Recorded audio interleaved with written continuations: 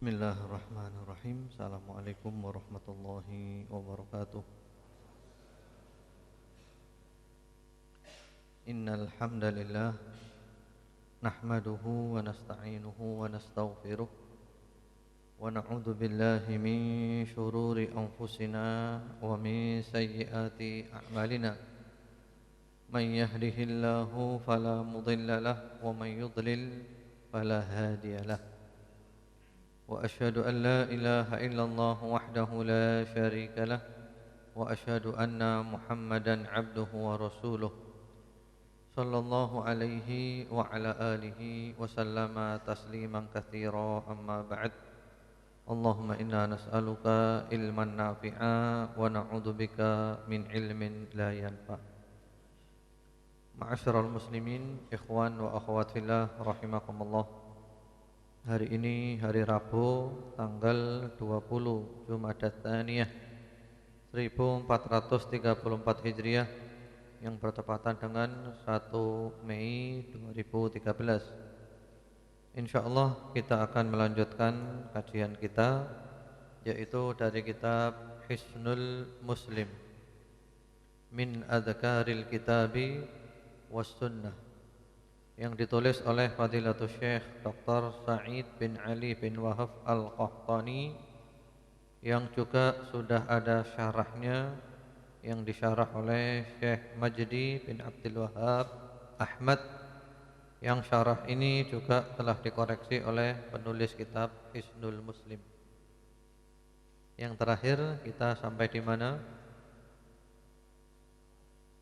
Sampai salawat kepada Nabi Muhammad sallallahu alaihi wasallam, dan kita telah membahas salawat itu dalam 3 kali pertemuan. Sekarang kita masuk bab yang nomor ke-24, yaitu qala Syekhul Musannif rahimahullahu taala ad-du'a'u ba'da tasyahhud al-akhir qabla salam. Doa setelah tasyahud akhir sebelum salam, yang mana sebelum salam ini kita dianjurkan berdoa, terutama adalah berlindung kepada Allah Subhanahu wa taala dengan 4 perlindungan. Di samping 4 perlindungan ini juga doa sesukanya. Syekh Muhammad Nasiruddin Al-Albani rahimahullahu ta'ala mengatakan di dalam kitabnya Sifat Salat Nabi Muhammad sallallahu alaihi wasallam, wa kana sallallahu alaihi wasallam yaqul idza faragha ahadukum minat tasyahhud al-akhir falyasta'id billahi min arba'. Bahwasanya Rasulullah Muhammad sallallahu alaihi wasallam bersabda, jika seorang dari kamu selesai dari membaca tasyahud yang terakhir, hendaklah berlindung kepada Allah dari 4 perkara. Yaqul, mengucapkan, Allahumma inni a'udzubika min adzabi jahannam wa min adzabil qabr wa min fitnatil mahya wal mamat wa min syarri fitnatil masiihid dajjal. Dan ada beberapa redaksi yang lain, dibolak-balik saja. Selama redaksi itu sahih boleh dipakai, dan redaksi yang ada di sifat salat Nabi ini redaksi yang umum kita pakai. Kalau sudah umum dipakai, jangan dirubah supaya tidak membingungkan. Tsumma yad'u li nafsihi bima badalahu. Kemudian silahkan dia berdoa untuk dirinya sendiri, apa yang tampak, apa yang dia inginkan. Jadi doa bebas. Beliau Syekh Albani juga mengatakan, wa kana sallallahu alaihi wasallam yad'u fi salatihi bi ad'iyatin mutanawwi'ah. Dan bahwasanya Rasulullah sallallahu alaihi wasallam berdoa di dalam salatnya, maksudnya setelah tasyahud, sebelum salam, setelah berlindung dari 4 perkara tadi itu, dengan berbagai macam doa. Taratan bihada wa taratan bihada wa aqarra ad'iyatan ukhra. Ada kalanya doa yang ini, ada kalanya doa yang itu, dan beliau juga menyetujui doa-doa yang lain. Artinya doanya itu bebas, tidak harus yang dari Nabi. Karena mungkin kita ada permintaan yang ternyata tidak ada di dalam hadis, sehingga boleh kita panjatkan dengan redaksi dari kita. Wa amaral musalli an yatakhayyar minha ma syaa, dan bahwasanya beliau menyuruh orang yang salat untuk memilih daripada doa itu apa yang dia kehendaki. Ya, kemudian Syekh Albani bawakan banyak doa-doanya yang sebagiannya ada di dalam kitab Hisnul Muslim. Kita fokus saja ke yang di Hisnul Muslim, karena antum yang punya kitabnya adalah kitab itu. Doa yang pertama yaitu Allahumma inni a'udzubika min adzabil qabr wa min adzabi jahannam wa min fitnatil mahya wal mamat wa min syarri fitnatil masihid dajjal. Redaksinya beda ya dengan yang biasa kita hafalkan. Padahal sama, isinya sama. Karena isinya sama, maka kita pakai aja redaksi yang biasa kita hafalkan supaya tidak bingung. Yaitu kalau redaksi kita yang pertama-tama azab jahannam, Allahumma inni a'udzubika min adzabi jahannam, baru wa min adzabil qabr wa min fitnatil mahya wal mamat wa min syarri fitnatil masihid dajjal. Ya. Doa ini diriwayatkan oleh Al-Imam Al-Bukhari rahimahullahu taala. Kemudian juga diriwayatkan oleh Al-Imam Muslim rahimahullahu taala melalui jalan sahabat Abu Hurairah radhiyallahu taala anhu. Kita baca dulu artinya. Ya Allah, aku berlindung kepadamu dari siksa kubur, dari siksa jahannam, dari bencana hidup dan mati, serta dari bencana Al-Masih Ad-Dajjal. Ya. Mari kita lihat syarahnya. Di situ pertama-tama kita pakai redaksi yang di Hisnul Muslim ya, menjelaskannya. Allahumma inni a'udzubika min adzabil qabr. Ya Allah, hamba berlindung kepadamu daripada azab kubur. Ini menunjukkan bahwa ada azab kubur. Kalau tidak ada azab kubur, buat apa kita berlindung kepada Allah daripadanya? Karena ada yang berkeyakinan bahwa azab kubur, nikmat kubur, bahkan juga fitnah kubur itu tidak ada. Alasannya karena hadisnya adalah hadis yang ahad. Hadisnya ahad, tidak bisa dijadikan dalil di dalam akidah. Ini adalah pemahaman yang menyimpang. Pemahaman yang menyimpang dari pemahamannya Ahlus Sunnah wal Jamaah. Karena pemahamannya Ahlus Sunnah wal Jamaah adalah selama hadis itu sahih, maka diterima, dipakai, diamalkan, baik dalam akidah, dalam ibadah, dalam hukum, atau dalam apapun. Dengan catatan hadisnya sahih, walaupun ahad ataupun mutawatir. Karena ada hadis namanya hadis ahad, hadis mutawatir. Kalau ahad itu perawinya hanya ya tidak sampai ke derajat mutawatir. Kalau mutawatir itu di antara definisinya adalah ma rawahu adadun katsir tuhilul 'ada tawatu'ahum 'alal kadzib.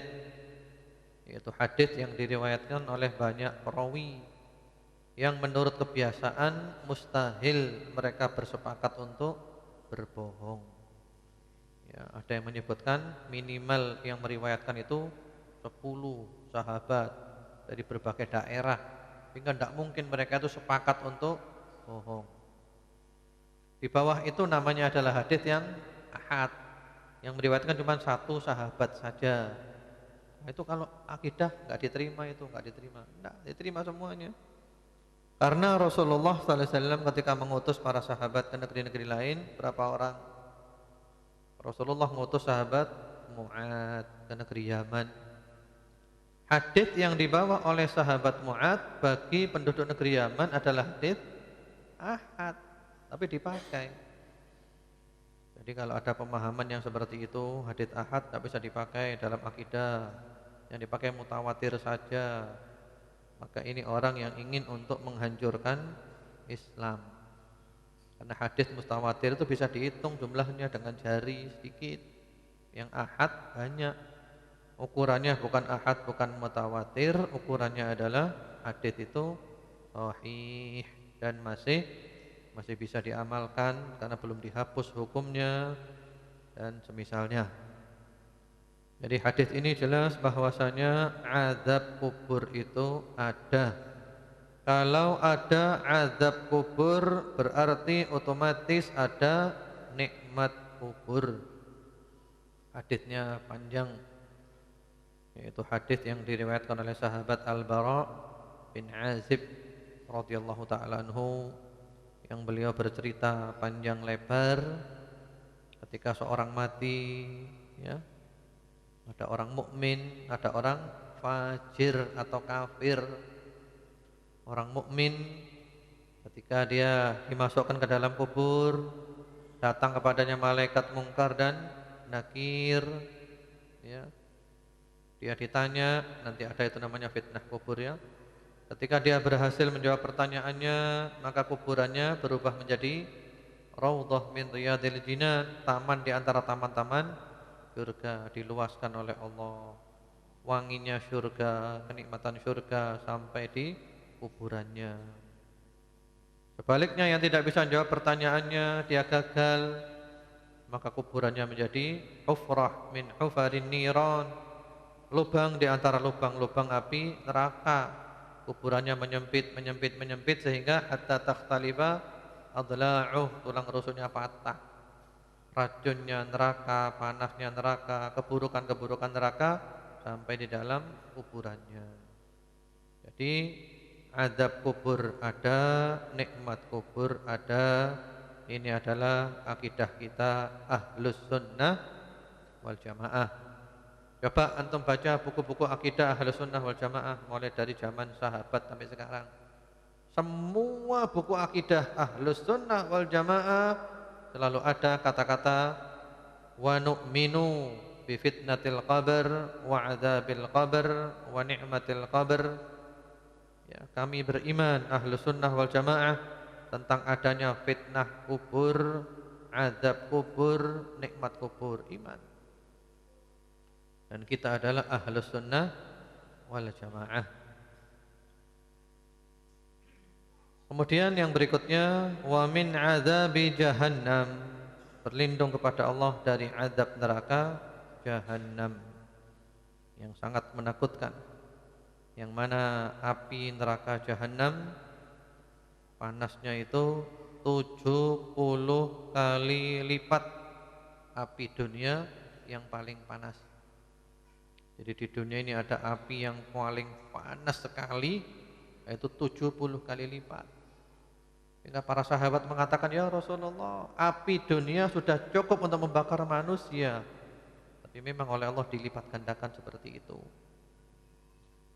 Jika telah terkelupas kulitnya, oleh Allah diganti dengan kulit yang baru lagi. Kullama nadijat juluduhum baddalnahum juludan ghairaha liyadhuqu al-azab. Kulitnya terkelupas, diganti kulit yang baru. Terkelupas kulitnya, diganti kulit yang baru. Supaya apa? Merasakan azab. Karena yang merasakan itu kulit.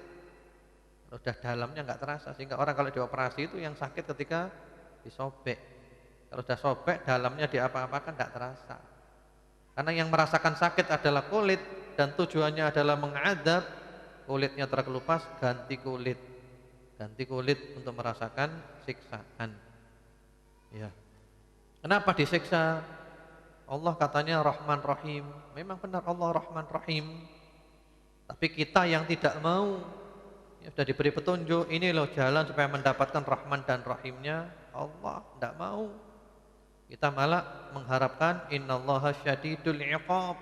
Allah itu juga ya hukumannya keras. Selanjutnya wa min fitnatil mahya wal mamat. Dari fitnah kehidupan dan fitnah kematian. Apa itu fitnah kehidupan dan apa itu fitnah kematian? Ini doa yang sangat indah, ini doa luar biasa. Hanya kadang ketika kita baca doa ini sambil ngelamun. Sudah tahu, sudah salam baru sadar, wis mari sembayangi. Iya. Padahal doa ini kalau kita hayati luar biasa. Kita berlindung kepada Allah daripada fitnah kehidupan dan fitnah kematian. Fitnah kehidupan adalah fitnah ketika kita berada di dunia ini, banyak godaan, banyak ujian, banyak cobaan. Ya, subhanallah. Jadi di dunia ini banyak godaan, banyak cobaan, banyak ujian, banyak syahwat, banyak hawa nafsu, banyak kebodohan, dan yang paling menakutkan, yang paling dahsyat, yang paling luar biasa adalah yaitu ketika menjelang wafat. Kita benar-benar digoda oleh setan. Karena setan tidak ingin kita mati dalam keadaan husnul khatimah. Setan berharap kita mati dalam keadaan su'ul khatimah. Ya, jadi fitnah kehidupan. Ya, fitnah kehidupan, fitnah harta, fitnah kedudukan, fitnah wanita, semuanya ini godaan. Bahkan gara-gara dunia orang rela menjual agamanya. Sampai-sampai disebutkan di dalam hadis yang sahih, Rasulullah sallallahu alaihi wasallam bersabda, "Fitanan kaqita'il lailil mudlim, yusbihur rajulu mu'minan wa yumsi kafiran, wa yumsi mu'minan wa yusbihu kafiran, yabi'u dinahu bi'aradim minad dunya." Nanti akan timbul fitnah yang seperti potongan malam yang gelap gulita.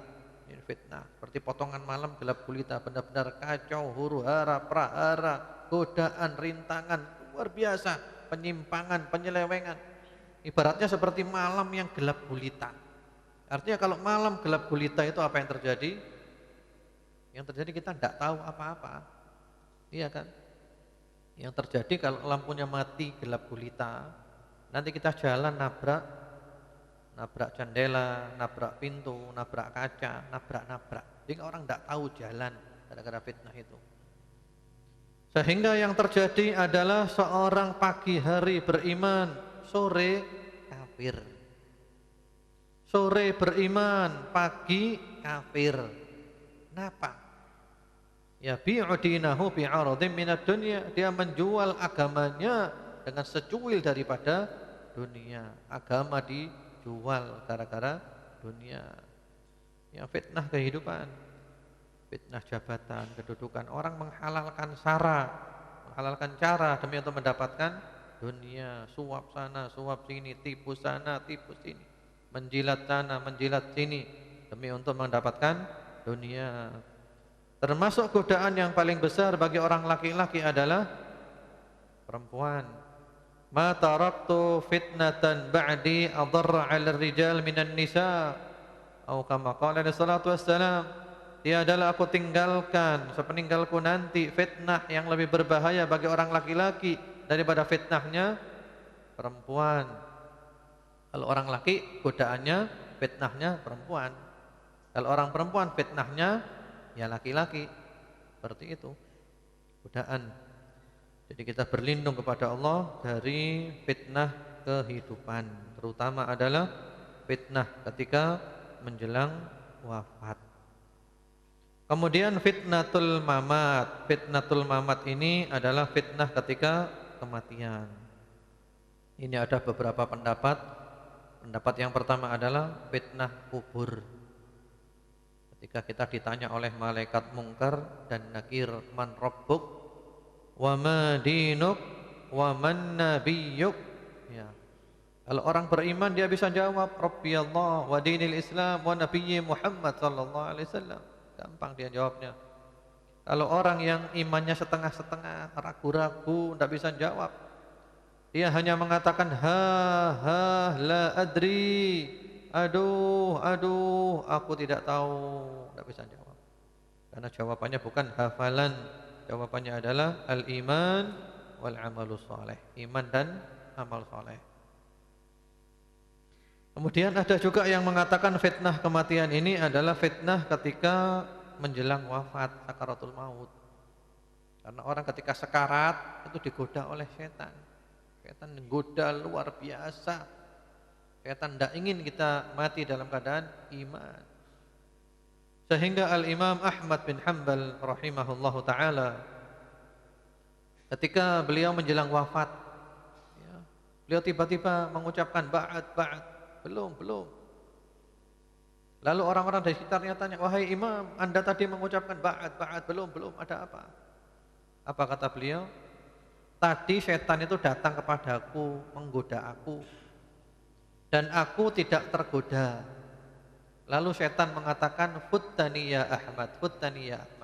Engkau telah lolos dari aku, wahai Ahmad. Engkau telah lolos dari aku, wahai Ahmad. Kata Imam Ahmad apa? Belum. Kenapa Imam Muhammad kok bilang belum? Karena tujuannya setan itu adalah untuk menjerumuskan Imam Ahmad menjadi ujub. Engkau telah lolos dari aku, wahai Ahmad. Lalu timbul, aku menang dari setan. Sehingga mati dalam keadaan ujub. Allahu Akbar. Itu tipu dayanya setan. Imam Ahmad pinter. Kata Imam Ahmad, belum selesai. Selama roh masih ada di tubuh saya, belum selesai. Kalau udah rohnya habis, hilang, baru selesai. Masih ada lagi nanti di alam yang lainnya, alam barzakh. Ya, kemudian wa min syarri fitnatil masiihid dajjal, dan dari kejahatan fitnahnya al-masih ad-dajjal. Fitnahnya al-masih ad-dajjal. Pertama-tama kata al-masih. Kenapa dajjal dinamakan Al-Masih? Nabi Isa juga dinamakan Al-Masih. Kok sama? Dajjal, nanti kita bahas ya, siapa Dajjal itu. Kenapa Dajjal dinamakan Al-Masih? Ya, karena ada beberapa riwayat redaksi yang semuanya betul dan saling melengkapi. Yang pertama-tama fali'annal khaira musiha minhu bahwa masihud walalah. Masih itu artinya apa sih? Di antara artinya adalah menghapus, ya, menghapus. Sehingga penghapus namanya apa? Ayo yang belajar bahasa Arab. Bahasa Arabnya penghapus apa? Ayo. Mentang-mentang pinter penghapus saya gak ngerti. Mudun mana engko. Apa penghapus bahasa Arabnya? Mimsahah. Jadi alat untuk menghapus, mimsahah. Jadi dia dinamakan Al-Masih karena kebaikan telah dihapus darinya. Sehingga dia adalah benar-benar yang menyebarkan kesesatan, sesat menyesatkan. Itu Dajjal. Karena kebaikan telah dihapus darinya. Kemudian juga bisa pula bermakna Al-Masih untuk Dajjal ini adalah li'anna 'ainahul wahidah mamsuha. Karena matanya yang satu terhapus. Dia buta sebelah mata. Jadi matanya satu dihapus.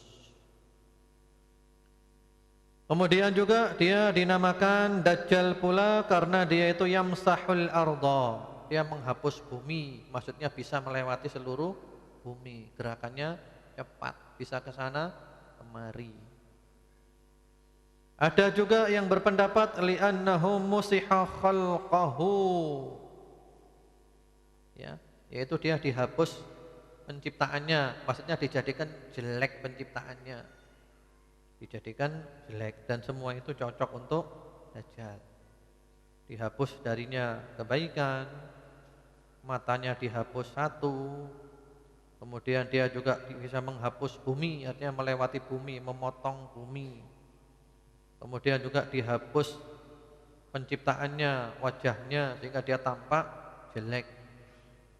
Itu Al-Masih Ad-Dajjal.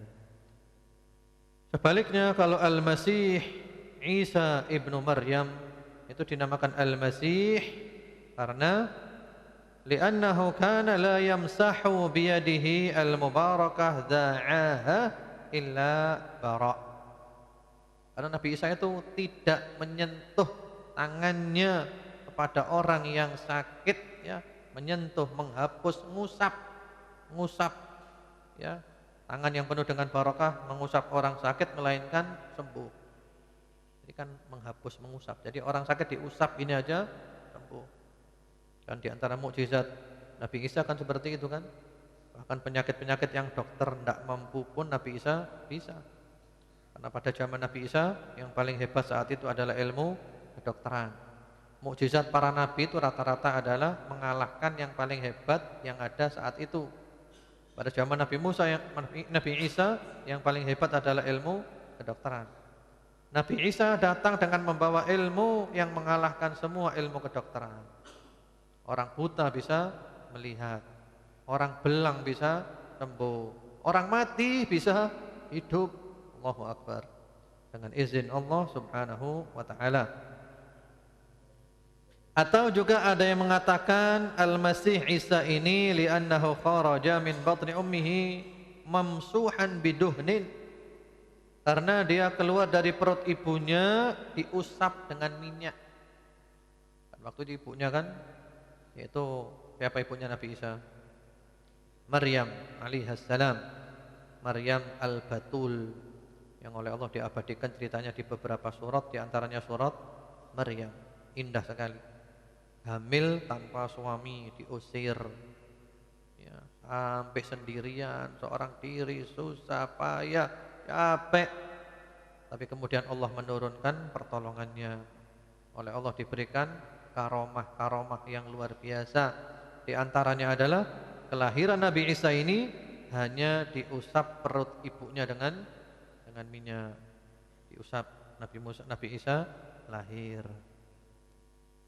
Atau juga Al-Masih Isa ini adalah bermakna as-siddiq, yaitu orang yang imannya itu di atas rata-rata, imannya sangat tinggi.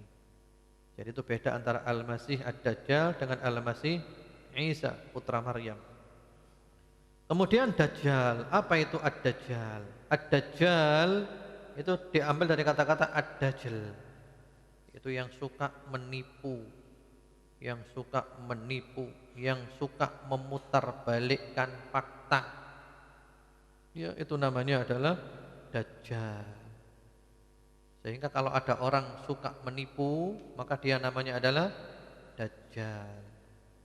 Dukun-dukun, tukang ramal namanya adalah Dajjal. Ya, Amerika adalah Dajjal. Israel, Yahudi adalah Dajjal, karena mereka suka menipu.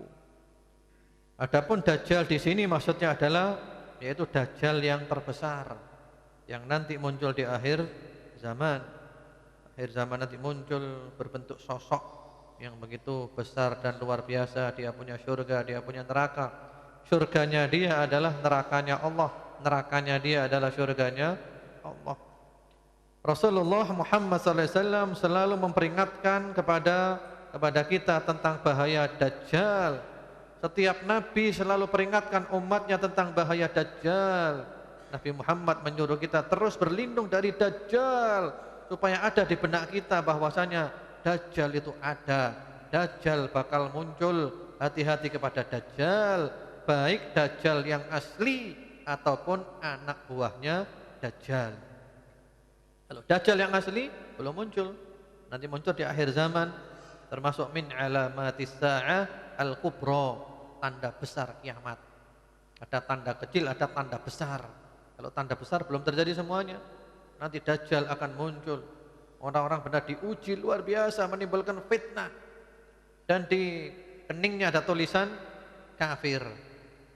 Orang yang beriman walaupun buta huruf ya bisa baca.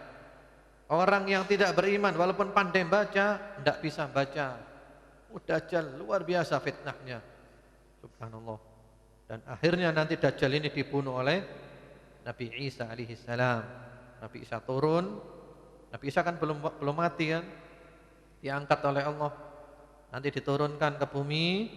Ya, turun ke bumi Nabi Isa bukan sebagai seorang nabi seperti zaman dulu, tapi sebagai umatnya Nabi Muhammad sallallahu alaihi wasallam. Bahkan ketika sholat berjamaah sekalipun, Nabi Isa menjadi makmumnya Al-Imam Mahdi. Imam Mahdi jadi imam. Nabi Isa jadi makmum. Sampai akhirnya Dajjal ini dibunuh dengan tangannya Nabi Isa alaihissalam di Palestina. Di sebuah pintu namanya Babu Lud di Palestina sana. Yaitu fitnahnya Dajjal. Jadi Nabi Muhammad selalu mengingatkan kita hati-hati dengan Dajjal dan dengan anak buahnya Dajjal. Siapa anak buahnya Dajjal? Setiap orang yang punya sifat seperti Dajjal, suka bohong, suka nipu, memutarbalikkan fakta. Amerika itu cocok. Amerika itu paling cocok, paling tepat dengan semua sifatnya Dajjal. Dia kafir dan dia juga matanya buta sebelah. Amerika kan buta sebelah. Amerika kalau itu orang Islam itu kan selalu jelek. Ya, punya apa namanya? Tandar ganda. Orang Islam jelek terus. Ya, seperti baru-baru ini ada bom di Boston, ya kan? Yang dituduh umat Islam dijelek-jelekan. Padahal itu permainannya intelijen. Ya, intelijen itu permainannya intelijen. Hati-hati antum, terutama yang muda-muda. Yang muda-muda yang baru belajar. Kalau saya sudah tua ya. Yang muda-muda yang baru belajar, baru semangat-semangat, hati-hati dengan intelijen ya. Dengan intelijen yang tujuannya adalah untuk memasukkan para pemuda yang semangat-semangatnya ke dalam perangkap ya. Jadi mereka menyebarkan ribuan informan ya, disebarkan. Nanti kalau ada anak misalnya ngomong apa, saya ini kepingin ngebom itu, misalnya gitu ya, saya kepingin ngebom itu. Lah itu nanti informan ini apa namanya, ngutit dia terus, dipanas-panasi, ya wis laksanakan. Wis bismillah, getno wis. Ya. Saya enggak punya dananya enggak ada, butuh dana, tuku bom, enggak duwe-duwe. Gampang tak usahakno duwike. Iya, diusahakan oleh dia. Karena memang dia ini mata-mata. Dan informan ini intelijen itu jangan kira orangnya wajahnya menakutkan, enggak, wajahnya ya kayak kita gini-gini ini. Ya sono jenggote. Kadang apa jenenge? Bathuke ya ireng. Wajahnya ya putih, bercahaya seakan-akan gitu. Celana ya cingkrang. Lek sing wedok-wedok ya jilbabe gede-gede, cadaran gitu. Hati-hati. Kita ndak nyangka di tubuh kita itu. Ya. Udah dipanas-panasi, dikongkon tuku bom. Iki lho tak urusi carane. Sambil di shooting. Tak shooting ya, ini untuk dokumentasi. Dibuat nanti untuk semangat teman-teman kita yang lainnya itu loh. Di shooting kabeh. Ya mlebu kabeh wis.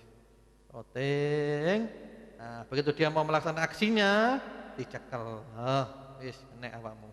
Iki lho buktine ono kabeh. Langsung disebarkan di media, umat Islam adalah teroris. Itu proyek besar itu.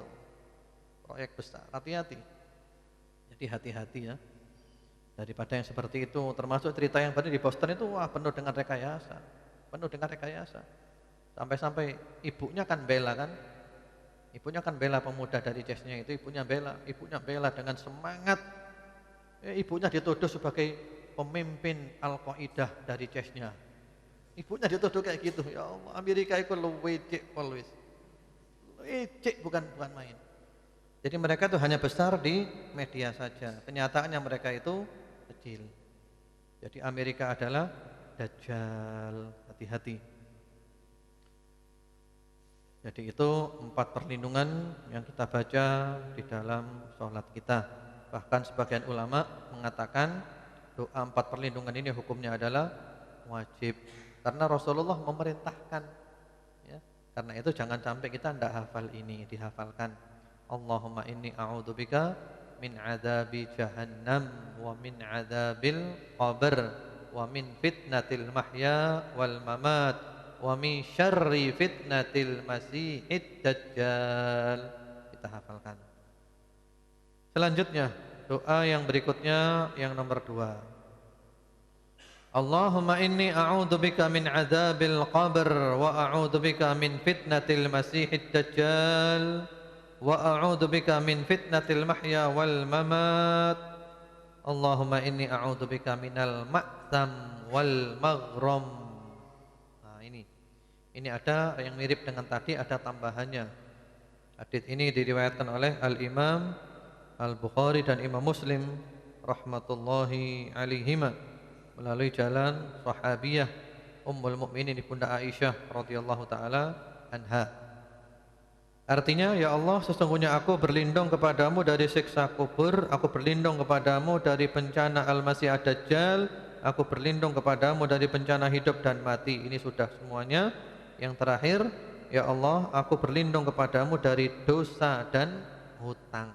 Ini yang tambahannya. Allahumma inni a'udzubika minal ma'tham wal maghram.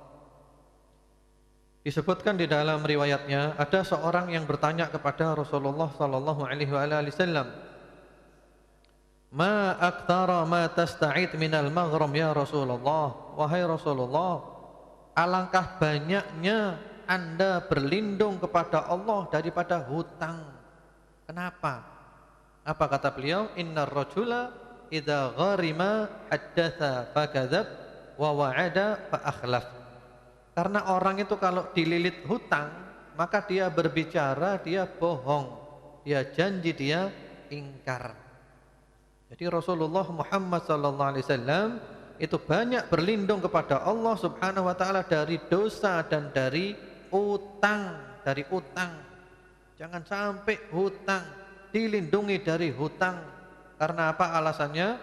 Karena orang kalau hutang, dililit hutang, maka dia berbicara dan dia pun bohong. Artinya berbicara bohong. Ketika ditagih, ya, ketika dia ditagih, maka dia mempunyai 1000 alasan untuk tidak bayar utangnya. Bohong. Ditagih terus bohong. Intinya tidak mau bayar, ngemplang. Kemudian dia berjanji dan dia ingkar. Ketika ditagih dia janji, ya wis besok saja. Besok ditagih, besok saja. Besok ditagih, besok saja, dan seterusnya. Akhirnya dia banyak ngemplang. Jadi Rasulullah sallallahu alaihi wasallam itu banyak berlindung kepada Allah daripada utang. Yang lalu di An-Nur saya pernah cerita tentang kisahnya orang yang utang, ya kan? Diulangi lagi enggak apa-apa ceritanya ya. Mau enggak antum cerita? Ya, kalau antum mau saya kasih ceritanya. Ini penutupnya juga. Setelah itu kita sesi tanya jawab insyaallah. Ya, ceritanya waktu itu ada satu orang punya utang. Lalu ditagih, yang nagih datang ke rumahnya, diketuk rumahnya. Begitu diketuk rumahnya, dia ngintip. Wah, ternyata ini mau nagih utang. Begitu tahu mau nagih utang, dia pura-pura sholat. Niatnya dikeraskan. Usolli 1000 rakaat lillahi ta'ala. Saya niat sholat 1000 rakaat lillahi ta'ala. Yang mau nagih mikir, wah ini 1000 rakaat, nunggunya sampai kapan? Akhirnya yang nagih pulang, tidak jadi nagih. Besok nagih lagi.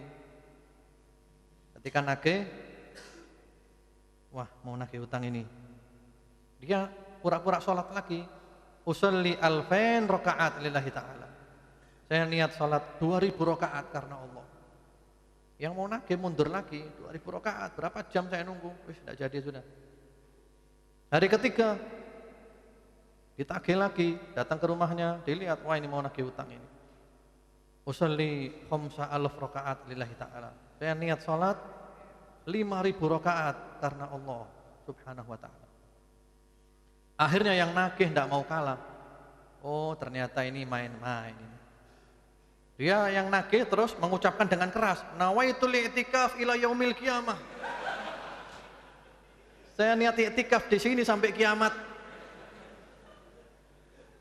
Jadi kamu mau sholat 5.000, 10.000, silakan saya i'tikaf di sini sampai kiamat.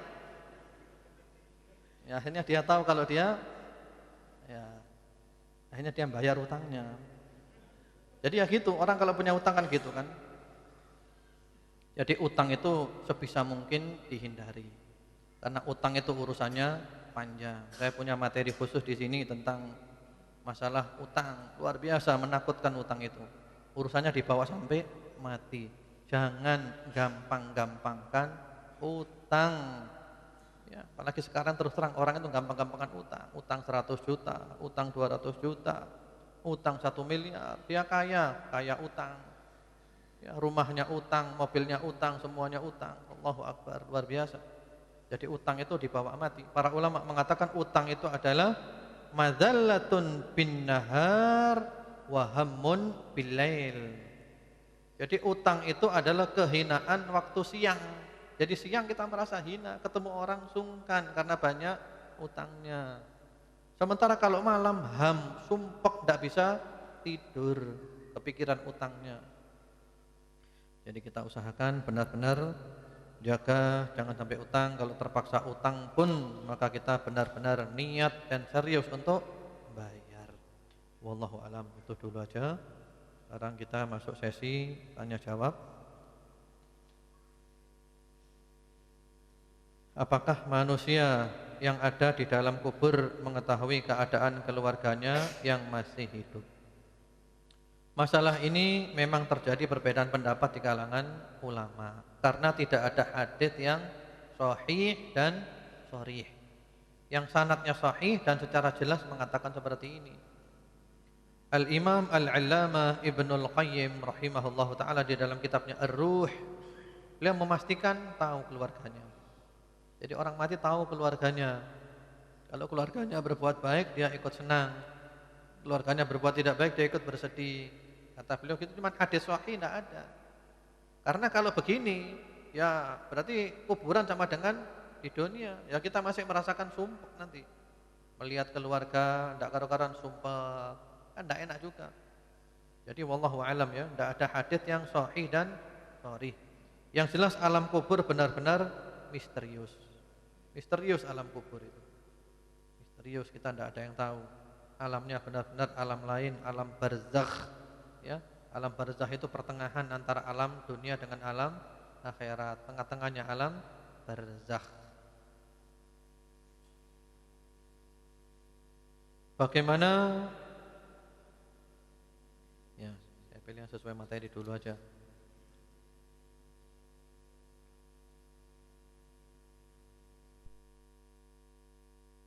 Apa dengan baca atau hafal surat Al-Kahfi dia akan terbebas fitnah dari fitnah Dajjal?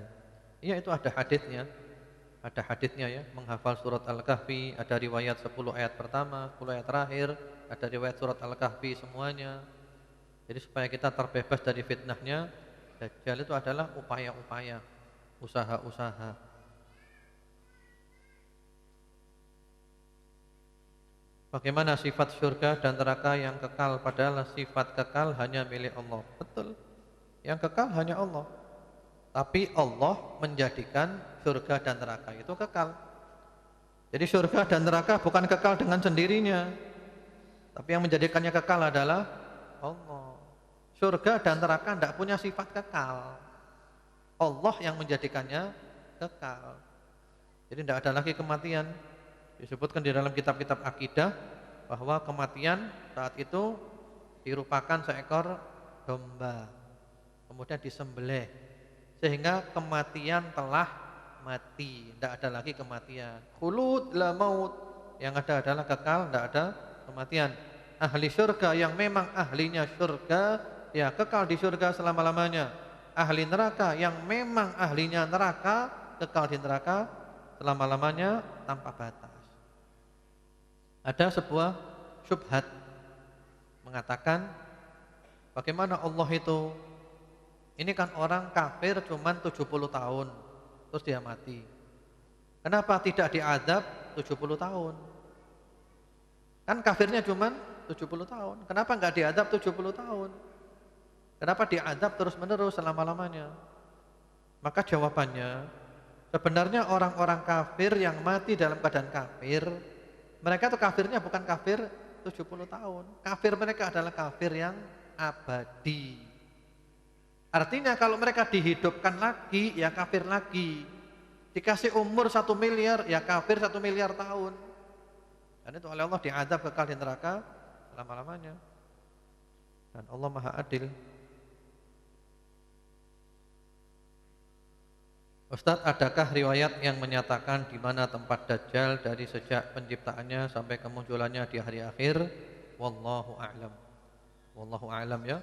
Karena juga ada kisah tentang Ibnu As-Sayyad, apakah dia Dajjal atau bagaimana? Banyak perbedaan pendapat.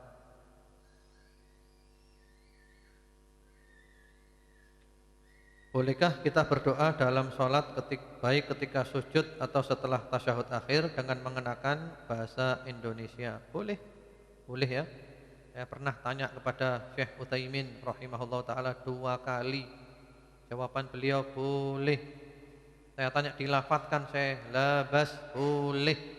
Dilafatkan boleh. Yang penting bacaan sholatnya tetap bahasa Arab. Subhana rabbiyal a'la wa bihamdi subhanakallahumma rabbana wa bihamdika Allahumma ighfirli, tetap bahasa Arab. Doanya bahasa Indonesia tidak apa-apa, kalau tidak bisa bahasa Arab.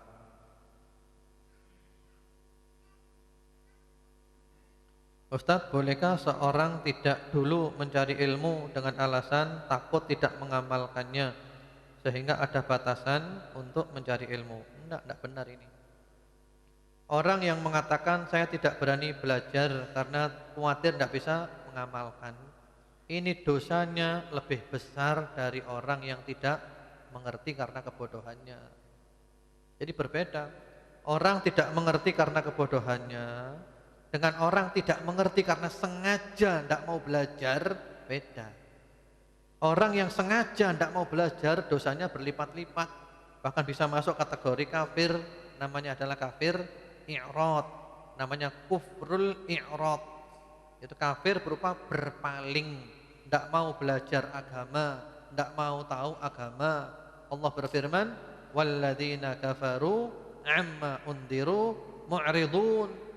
Orang kafir itu berpaling dari apa yang diperingatkan kepada mereka, berpaling, tidak mau. Jadi berbeda antara orang yang tidak tahu dan orang yang tidak mau tahu, beda. Karena itu alasan saya belum berani belajar karena takut belum bisa ngamalkan. Nah, belajar, ya berusaha diamalkan. Karena kalau tidak mau belajar dosanya berlipat-lipat.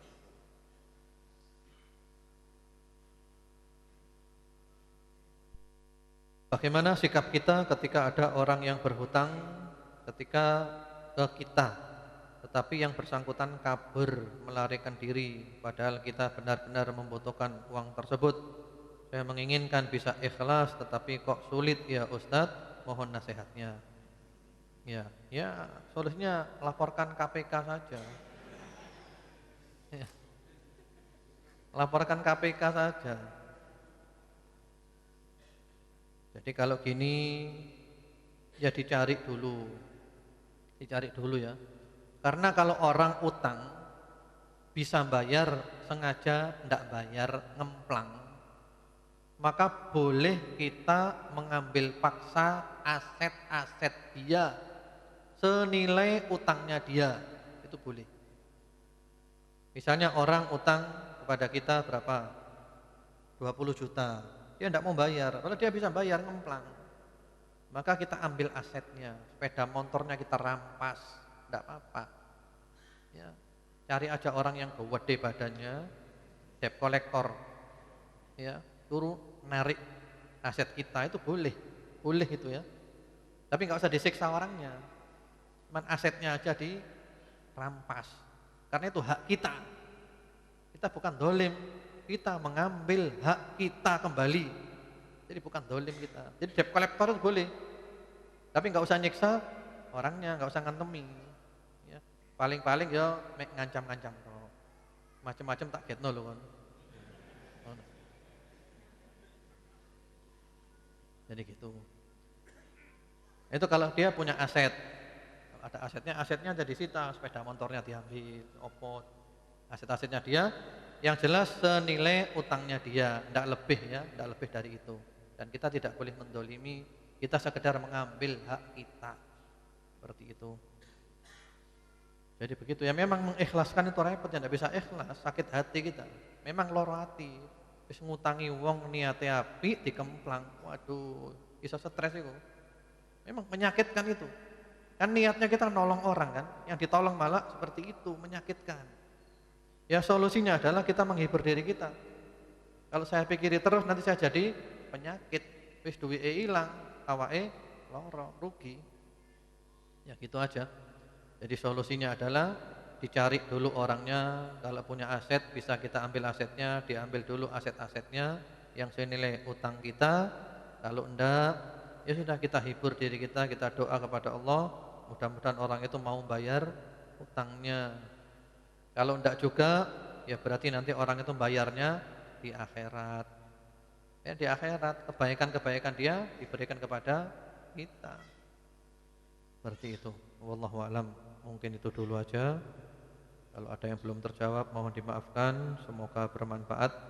Allah menjadikan kita istiqamah dan umur kita ditutup dengan husnul khatimah.